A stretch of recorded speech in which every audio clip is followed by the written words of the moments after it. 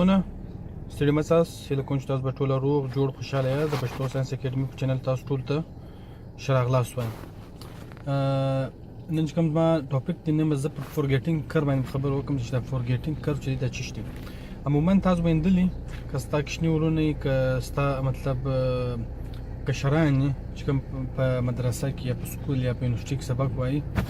او اکثریت چې کوم کوچنیان سبق وایي په دا کې جي کې سولو یا د 1 سے لیکر د 1 سے ونیسه د پنځم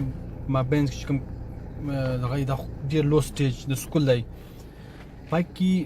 تا به اکثره لیدلي چې کوچنیان خواران مطلب یو شی زده کړي او څو ورځې بعد یو ورځ بعد پوښتنه جوړ کړي د هغه څه هېر سوی او الټه موږ هغو ته دا خښه مو کو ورته وخشمېږو بد ورځ ورته ووایو څه مطلب کله کله لاس هم وچلیږي موږ دا سوچو چې دغه شی د ولې هېر کړی دی حالانکې چې کوم هېرېدنګ دا د انسان یو نیچرل پروسس دی نیچرل پروسس دا رقم دی لکه اوس چې انسان چې دی څه وخت چې د انسان چې کوم برین دی هغه هر شی نه سټوري مثال کے طور پر څو خاص شیان چې دي هغه سټوري هغه په دې باندې سټوري چې د برین کې دونه سټوریج به انسان که دا دغه نه اوسي که دا شیان نسي فورګیټ یا شیان نسي مطلب یېر نو په انسان به دونه بوج سي د انسان دماغ به د ان امپورټنټ چې کوم انفارمیشن دا څه به دونه ډک سي چې انسان بالکل پاگل کېدای سي یعنی مطلب بالکل لیونی جوړېدای سي د انسان چې کوم دغه دی چې کوم دماغ دی دا به بالکل دغه د لیونتوب خوا ته ولاړ سي په دې باندې د برین دا خپله نیچرل ټنډنسي ده دا فطري کار دی چې هغه چې کوم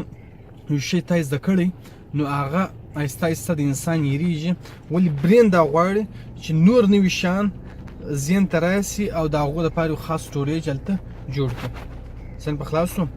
نو دا کیسه موږ اکثره د خپل کشرانو سره کوو نو فورګیټینګ کر کې دا ویل کېږي چې په هغه کې دا خبره ده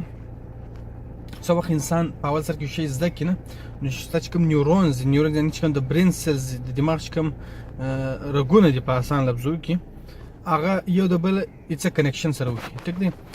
وخت چې څه تېر شي یوه ورځ بعد یو نیم ورځ بعد دوې ورځې بعد کنیکشن برته دغسې څو ته وایي برته سره ختم شي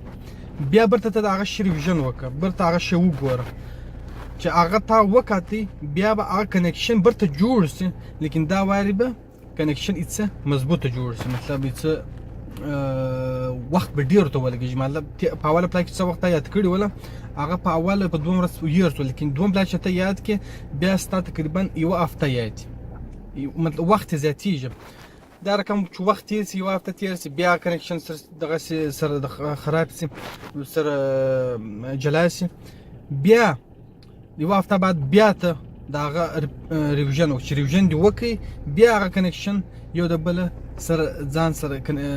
کنیکټ سي سره او نور مضبوط سي د هغه رقم چې کوم فورګیټینګ کرو ده هغه دا موږ ته وایي چې فورګیټینګ چې دی هغه یو نیچرل ټنډنسي ده هغه د هر انسان دا دغه لري که قابل که ناقابل هغه څه شی به خامخا هېرېږي لیکن اوس خبره دا ده چې ته په کومه طریقه هېرې اوس اکثره خلک اکثره ټیچران هغه دا چم کوي چې په اول سر کې شی درته ووایي هغه درته کش سولو نو 50 منټ چې د هر څو درته ووایي عادي درته ووایي دا به د نور کار ستا دی اوس اکثره چې کوم سټوډنټ هغه څه چم کوي هغه چې راسي د سکوله سر نه خلاصي چې څه وخت د 2 میاشتې مواد یو ځای سره جمع سي نو بیا په هغه ښه شپه یا د هغسې یو 3-4 ورځې دمخه دی ورته کښېني نو بیا به کنسپټس هم کلیر نه وي او کنیکشن بیا هم سره جوړېږي که چیرې ګزه اول کنیکشن جوړېږي نه که ګزه کښېنستله جوړ شوله د هغه بعد چې دوی څه وخت امتحان ورکړي برته کنیکشن سره ختم سي نو دغه چې کوم سپیس ریویژن دی د څو وخت بعد مطلب ریویژن وکړه بیا څو وخت ورکړه بیا څو وخت بعد ریویژن وکړه دغه د انسان چې کوم برین چې کوم نیورونز کنیکشن دی هغه نور سټرونګ وي چې څونه سټرونګ وي د هغو نه هغه شی چې کوم میموري ده هغه په لونګ ټرم میموري کې ستا سیویږي لونګ ټرم میموري لکه زه رقم د مخه چې ما درته ویلي وله چې هغه اول شورټ ټرم ته دغسې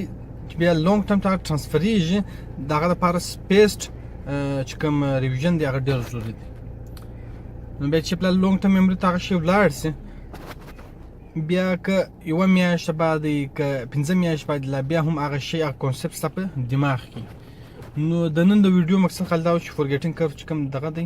هغه ستاسو د سر خلاص کړم او په دې کې زموږ کوم کشران د هغوی غلطي نه ده دا شی ما ته هم د مخه نور معلوم لیکن څه وخت ما دلته یو لیکچر ما واردی په هغه کې ما ته دا معلوم شو چې دا فورګیټینګ کرف چې شي او